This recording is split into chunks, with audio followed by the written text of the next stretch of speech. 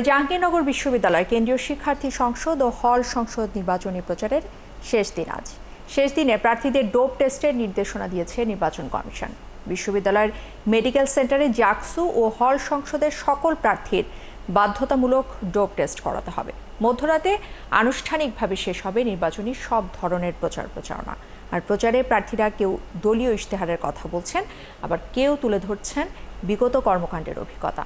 আর ভোটাররা বলছেন রাজনৈতিক পরিচয়ের বাইরে প্রার্থীদের অভিজ্ঞতাকেই প্রাধান্য দেবেন তারা। রাইয়ান বিন আমিনের তথ্য এবং ছবিতে প্রতিবেদন। শেষ হচ্ছে জাকসু নির্বাচনের আনুষ্ঠানিক প্রচার। শেষ দিনে প্রার্থীদের ডোপ টেস্ট হবে।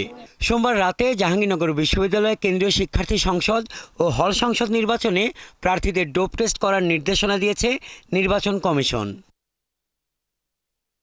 মঙ্গলবার সকাল 9:30 থেকে সন্ধ্যা 6টার মধ্যে বিশ্ববিদ্যালয়ের মেডিকেল সেন্টারে জাকসু ও হল সংসদের সকল প্রার্থীর বাধ্যতামূলক ডোপ টেস্ট করাতে হবে।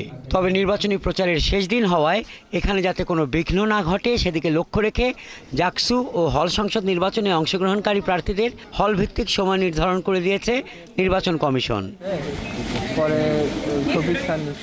এদিকে নির্বাচনী প্রচারের শেষ মুহূর্তে ব্যস্ত সময় কাটাচ্ছেন প্রার্থীরা।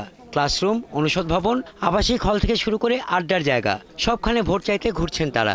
রাজনৈতিক প্যানেলের প্রার্থীরা নিজেদের দলীয় ইশতেহার তুলে ধরে আকৃষ্ট করার চেষ্টা করছেন ভোটারদের। স্বতন্ত্র প্রার্থীরাও নিজেদের ইশতেহারের পাশাপাশি অতীত কর্মকাণ্ডের অভিজ্ঞতা শোনাচ্ছেন। জাহাঙ্গীরনগরের এই প্রায় 1 বছরের ইতিহাসে এমন কোনো শিক্ষার্থী বান্ধব কাজ কিংবা শিক্ষার্থী সংশ্লিষ্ট বিষয় আমি এড়িয়ে যাইনি, বরং আমি তাদের পাশে থেকেই তাদের সাথে থেকেই আমি তাদের পক্ষে কাজ করার চেষ্টা করেছি। জাহাঙ্গীরনগর বিশ্ববিদ্যালয় দীর্ঘদিন ধরে আন্দোলন সংগ্রামে কাজ করেছি, কালচারাল অঙ্গনে কাজ করেছি। তো আমি আসলে বিশ্ববিদ্যালয়ের সমস্যা সংকটগুলো জানি এবং এগুলো থেকে কীভাবে উতরাতে হবে সেটাও আমার জানা। ডিপার্টমেন্ট ওয়াইজ এবং হল ওয়াইজ যেন কার্ডের ব্যবস্থা করা হয়। আমাদের ধামরাই রোডে কোনো বাস নাই, এই রোডে যেন একটা বাসের ব্যবস্থা করা হয়।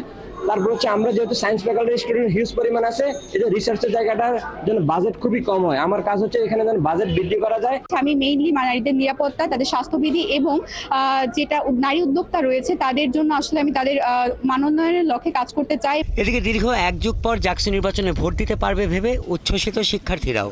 তারা বলছেন প্রার্থীদের রাজনৈতিক পরিচয় নয়, বরং প্রতিদ্বন্দ্বিতা করা পদে কে কতটা যোগ্য সেটাই হবে তাদের ভোটের মাপকাঠি। সাধারণ শিক্ষার্থী রয়েছে, আমাদের প্রত্যাশা থাকবে যে আসলে যে পদে নির্বাচন করছে ওই পদে তার পূর্ববর্তী কাজের অভিজ্ঞতা। অবশ্যই প্রাধান্য দিব যে পদে প্রার্থীরা করছে আর কি, সেখানে তার অভিজ্ঞতা কতটুকু।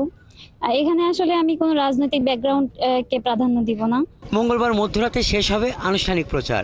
এরপর 11 সেপ্টেম্বর হবে 10ম জাকসু নির্বাচন। এতে প্রায় 12,000 শিক্ষার্থী তাদের ভোটাধিকার প্রয়োগ করার সুযোগ পাবেন। হাসান আহমেদ, 71।